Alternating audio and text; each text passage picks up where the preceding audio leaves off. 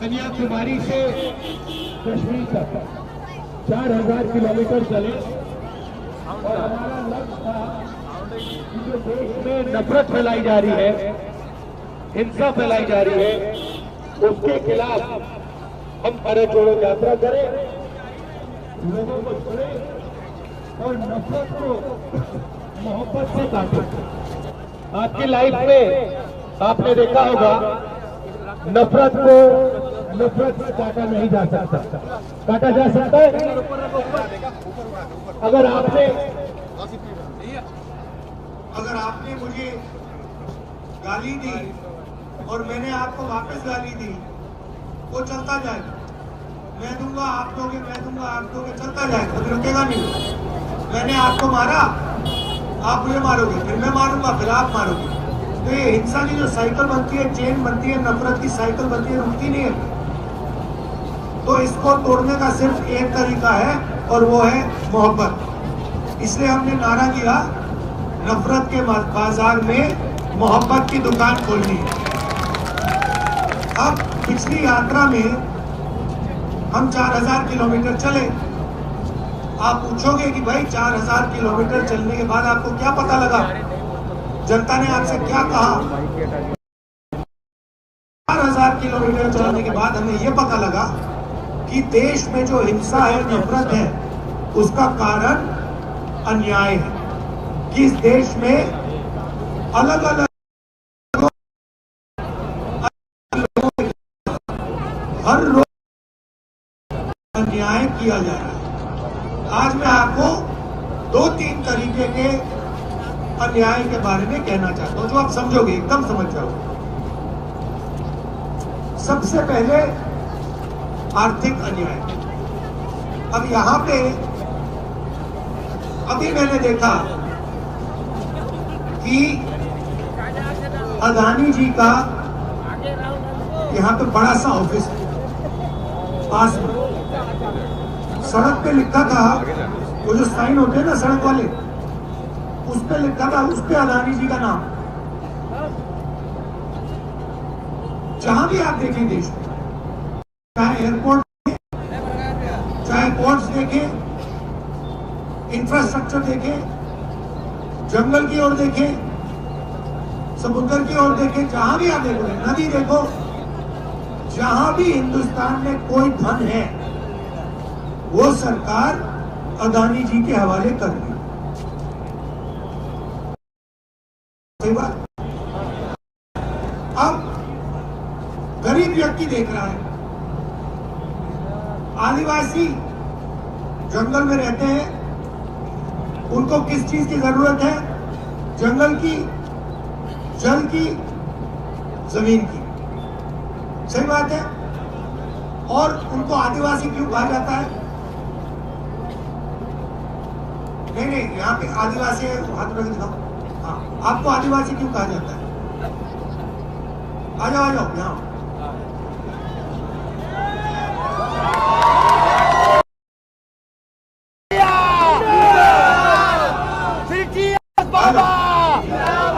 बैठो यहाँ, पैर नहीं छोड़ना, यहाँ ना बैठो।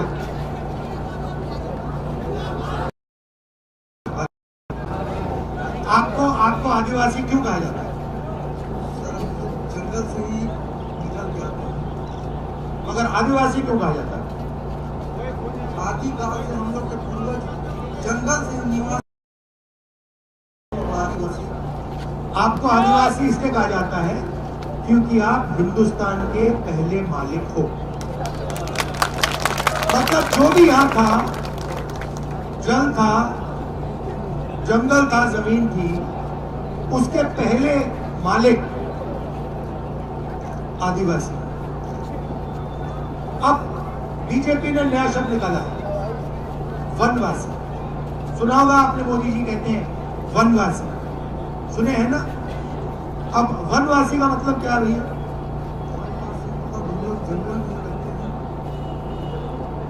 जंगल, घबराओ मत, घबराना नहीं है, नहीं ऐसे नहीं, घबराना नहीं। तो बीजेपी कहती है कि आप लोग आदिवासी नहीं हो, आप वनवासी हो।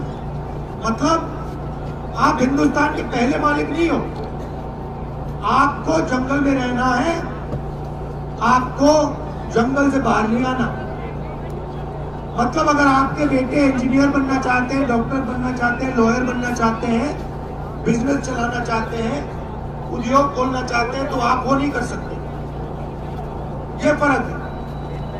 नाम बदल दिया और उसके पीछे सोच कि भैया हमारे जो आदिवासी भाई हैं वो जंगल में रहे, उनका हम जंगल ले जाएं, उनका जल ले जाएं, उनकी जमीन ले जाएं।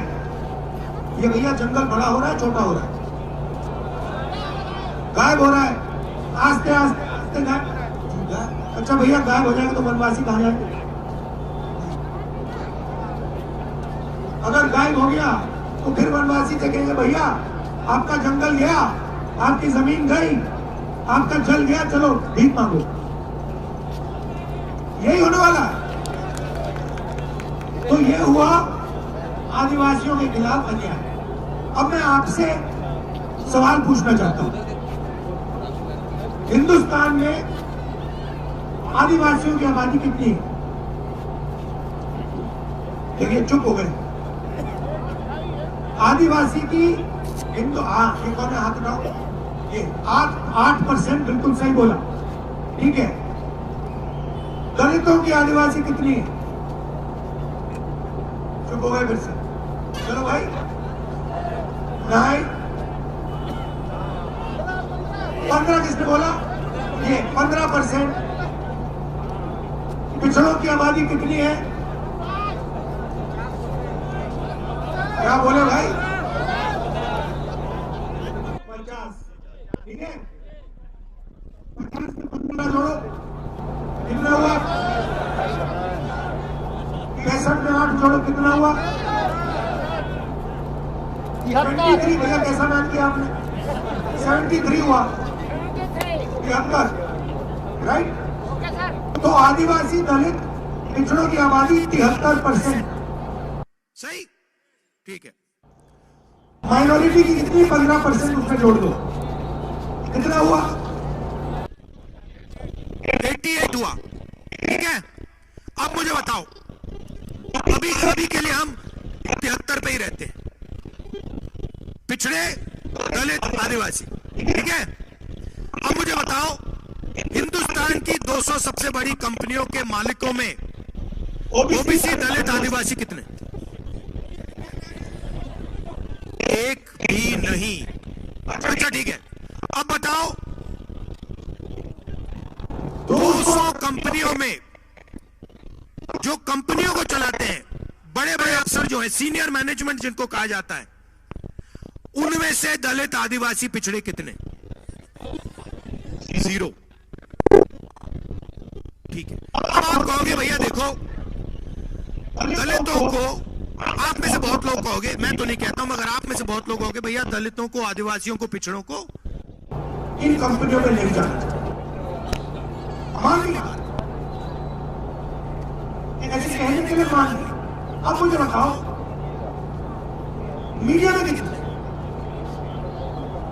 मीडिया में सबसे बढ़िया 100 मीडिया की कंपनी ले लो और मुझे बताओ उनमें से, उनके मालिकों में से पिछड़े दलित आदिवासी कितने? 0, ठीक है, छोड़ो। और ठीक है भैया, आदिवासी दलित पिछड़े लोग कहते हैं मालिक नहीं बनना चाहते, मान लो, तो फिर मुझे बताओ मैनेजमेंट में कितने? सीनियर अफसरों में से मीडिया में दलित आदिवासी पिछड़े कितने? 0। चलो और ठीक है, मीडिया छोड़ो, हमें मीडिया भी नहीं चाहिए, हमें 200 सबसे बड़े उद्योग नहीं चाहिए, हमें मीडिया नहीं चाहिए, ठीक है। अब मुझे बताओ, जो प्राइवेट अस्पताल चलाते हैं हिंदुस्तान में, आप जाते हो इलाज होता है प्राइवेट अस्पताल में, इनके मालिक दलित आदिवासी पिछड़े कितने? 0। अच्छा बताओ मैनेजमेंट में कितने? सीनियर अफसरों में कितने? 0। चलो हमें वो भी नहीं चाहिए, ठीक है। आपने मीडिया छोड़ दी, कॉर्पोरेट हिंदुस्तान छोड़ दिया, अस्पताल छोड़ दिए, चलो स्कूल कॉलेज में चलते हैं। सबसे बड़े प्राइवेट स्कूल और कॉलेजेस जो हैं उनके मालिकों में से दलित आदिवासी पिछड़े कितने? आप लोग भैया हमें कुछ नहीं चाहिए, वो भी मानने का बात। हिंदुस्तान की सरकार को 90 अफसर चलाते हैं, IAS अफसर हिंदुस्तान के बच्चे ही बांटते हैं। ये जो शिक्षा में पैसा जाता है, समाज में बिटा करो, आ जाओ काम लगाओ भाई, जल्दी जल्दी खड़े हो जाओ। ये देखो, ये इस देश का भविष्य है। ये नाम क्या है तुम्हारे? नाम क्या है? नाम बताओ। ज्योति दास तुम्हारा नाम? बैठो बैठो।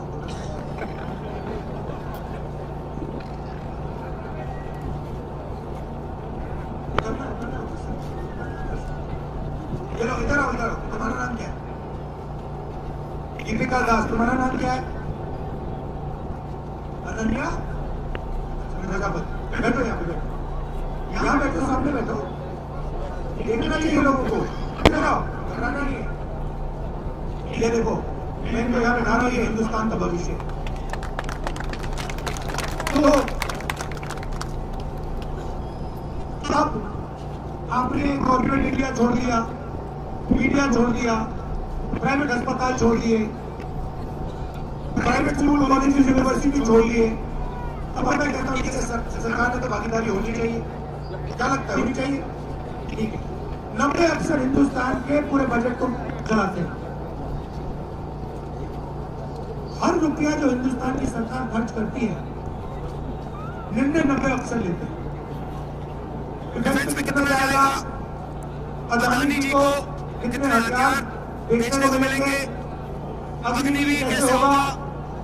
पेंशन में कितना पैसा जाएगा? स्वास्थ्य में कितना जाएगा? शिक्षा में कितना जाएगा? ये सब ये 90 अफसर निर्णय लेते हैं। चलो बताओ, 90 अफसरों में से 73% का कितना? 3। मतलब 73% आबादी कि ना कॉर्पोरेट इंडिया में भागीदारी,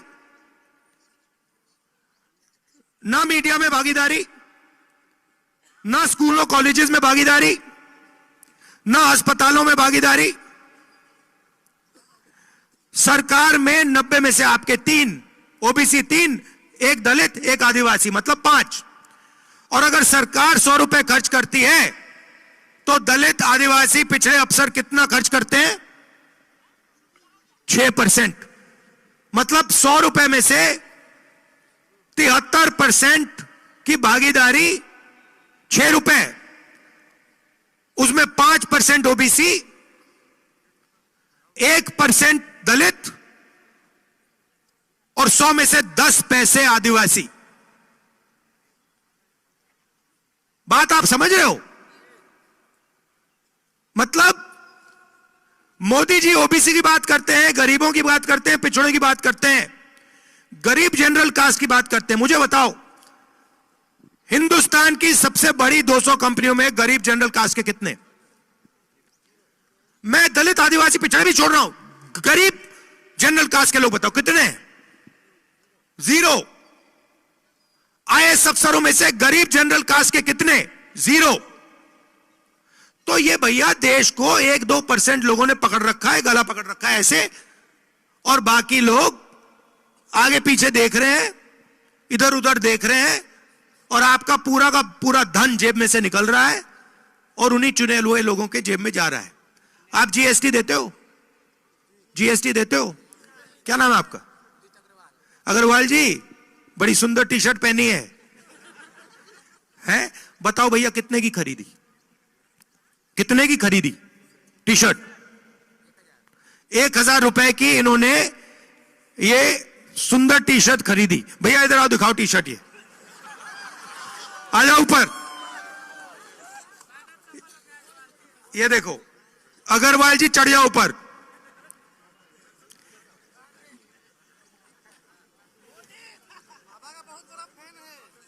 हाँ, ये अब देखो, उस पे खड़े हो जाओ, खड़े हो जाओ। अरे भाई खड़े हो जाओ, कुछ नहीं होगा। खड़े हो जाओ, खड़े हो जाओ। खड़े हो जाओ, शाबाश। ये अब अग्रवाल जी, ये आपने 1000 रुपए की शर्ट खरीदी है ना? खरीदी या गिफ्ट दिया किसी ने? खरीदा। इसमें आपने जीएसटी कितनी दी? नहीं, दुकानदार जाने ना भाई, आपने दी है। 18% आपके जेब में से जीएसटी निकली, आपको पता भी नहीं लगा। ठीक है, अगर गौतम अदानी यही शर्ट खरीदता, कौन सी दुकान में खरीदी? अंबिकापुर में वो आएगा तो है नहीं, उस दुकान में जाएगा नहीं। मगर अगर मान लो एक दिन वो यहां अपने जो इसने जो जंगल लिया है उसको देखने आ जाए और चले जाए, अदानी दुकान में चला जाए, कहे भैया मुझे ये अग्रवाल जी की टी शर्ट चाहिए, कितने का खरीदेगा? 1000 रुपए का खरीदेगा। वो जीएसटी कितनी देगा? उतनी ही देगा जितनी आपने दी। आपकी आमदनी कितनी है? 50,000। अदानी की आमदनी कितनी है? गिनती नहीं है। जिसकी गिनती नहीं है वो भी उतनी देगा जितनी ये देगा। अच्छा ठीक है, इन्होंने दे दी, जीएसटी का पैसा कहां जाएगा? सरकार के पास। सरकार के पास से कहां जाएगा? अदानी जी के पास। तो आप जीएसटी दे रहे हो, वो जीएसटी दे रहा है, आपका पूरा का पूरा जीएसटी का पैसा फिर से उसकी जेब में जा रहा है। अग्रवाल जी खड़े होइए एक मिनट। अब देखिए अग्रवाल जी, थोड़ा चौड़ा होके, ऊपर होके, ऊपर आइए, ऊपर आइए, घबराइए नहीं, टूट जाएगी बाद में देखेंगे। अब देखो, खड़े हो जाओ, हाँ छाती फैला के।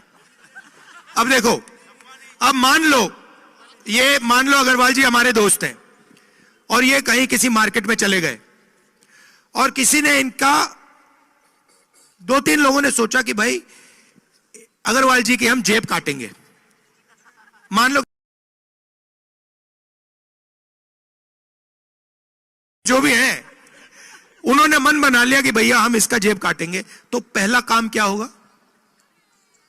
पहला काम क्या करना पड़ेगा? 3 लोग आएंगे, अकेला तो नहीं आता ना, 3 आते हैं, एक आगे से आएगा, एक पीछे से आएगा, एक थोड़ा देखेगा दूर से। ठीक है, पहला आएगा क्या करेगा? और फिर हाँ ध्यान भटकाएगा, कहेगा भैया उधर देख, भैया उधर देख, भैया उधर देख। सही बात है। तो भैया देखो, आप सबका पहले ध्यान भटकाया जाता है। देखो भैया,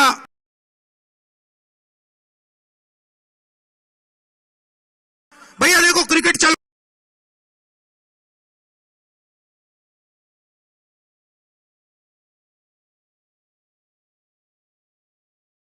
फिर क्या होता है? फिर पीछे से बंदा आके ठक जेब काट देता है। जीएसटी, नोटबंदी, वही है। ठीक है, और आखिरी क्या होता है? उसके बाद तीसरा बंदा क्या करता है? तीसरा बंदा देखता है अगर आपने कुछ ज्यादा आवाज की तो 2 झापड़ मारेगा। सही बात है, वही हो रहा है। आप यहां पे थोड़ी सी आवाज करो, पुलिस आ जाएगी।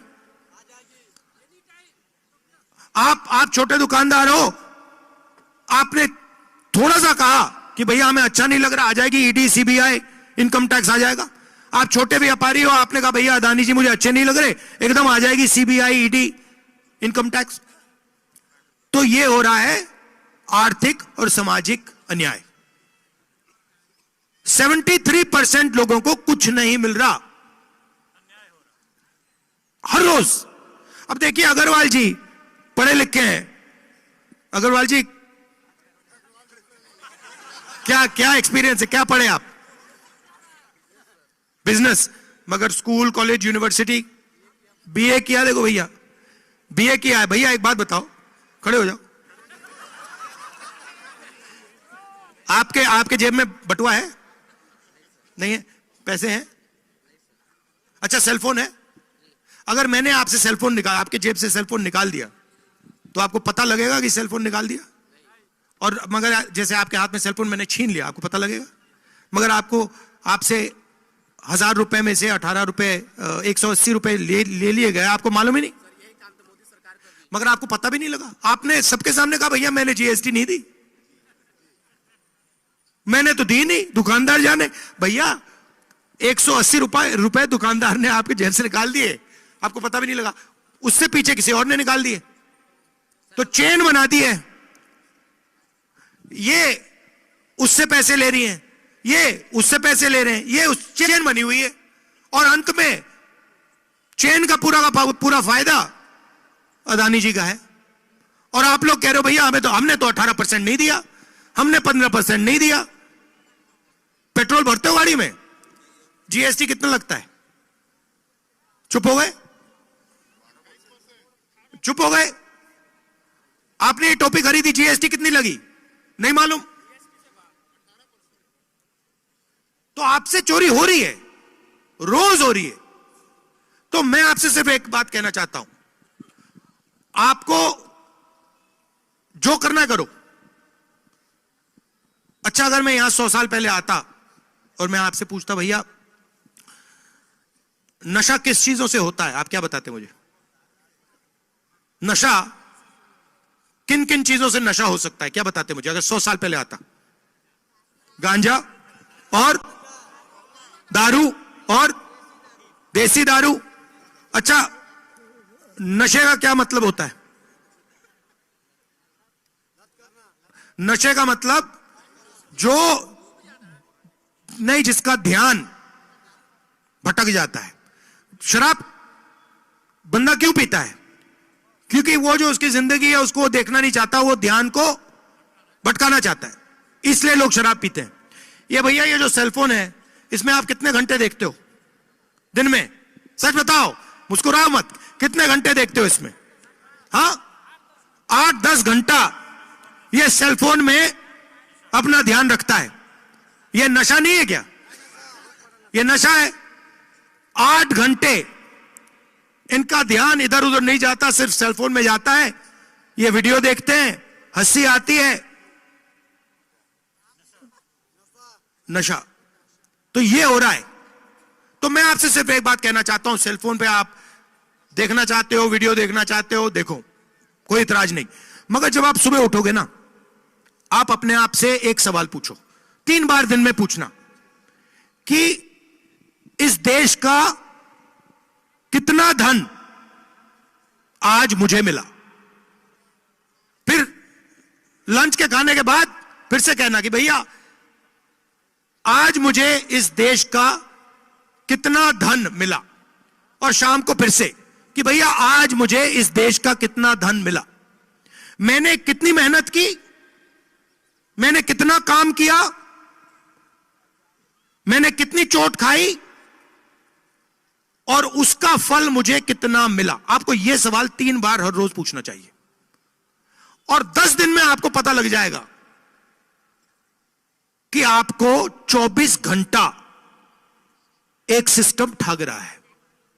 उस सिस्टम के बिल्कुल ऊपर प्रधानमंत्री जी बैठे हैं। उस सिस्टम में 73% का कोई नहीं है। उस सिस्टम में गरीब जनरल कास्ट का कोई नहीं है। उसमें 100-200 लोगों की दुकान चल रही है, 1000-2000 लोगों की दुकान चल रही है। बाकी लोग देख रहे हैं और भूखे मर रहे हैं, जीएसटी दे रहे हैं, और पेट्रोल के लिए पैसा ज्यादा देते जाते हैं, महंगाई बढ़ती जा रही है। यह हो रहा है। इसलिए हमने भारत जोड़ो यात्रा में अन्याय शब्द जोड़ दिया, क्योंकि यह पूरी की पूरी हिंसा जो हो रही है, नफरत जो फैल रही है, यह इसलिए हो रही है क्योंकि आपके खिलाफ, आप सबके खिलाफ इस देश में 24 घंटा अन्याय हो रहा है। शायद इतना हो गया है कि आपको पता भी नहीं लग रहा। जैसे आदत लग जाती है ना कि भैया ये तो होएगा ही होएगा। आप क्या करते हो? आप क्या करते हो? अच्छा ठीक है, पार्टी की सेवा करते हो। आप कोई बिजनेस करते हो, कोई काम करते हो? रिटायर हो गए। आप क्या करते हो? दुकान। कितनी बड़ी दुकान है? मीडियम साइज की। अगर आप दूसरी दुकान खोलना चाहो या तीसरी दुकान खोलना चाहो, जैसे फ्रेंचाइज करते हैं ना, आपने देखो होगी अदानी जी की, अंबानी जी की, मतलब हजारों दुकानें हैं। अगर आप बहुत अच्छी दुकान चलाते हो और आपने मन बना लिया कि भाई मैं अब दूसरी दुकान खोलूंगा, आप बैंक से लोन ले सकते हो। मिलेगा आपको। कहेंगे भैया जाओ यहां से, हम नहीं देंगे तुम्हें, तुम जानो, तुम्हारी दुकान जाने, दूसरी दुकान तुम नहीं खोल सकते, दूसरी दुकान सिर्फ अदानी अंबानी खोल सकते हैं। होगा कि आस्ते आस्ते उनकी दुकानें खुलती जाएंगी, 5-6 साल में आपको पता लगेगा, आपके यहां पे साइड में आ जाएगी एक दुकान, उसमें लोग नौकरी करेंगे, आपकी दुकान बंद हो जाएगी। नहीं मिलेगा, कैसे मिलेगा? नहीं मिलेगा। किसान का कर्जा माफ हो ही नहीं सकता।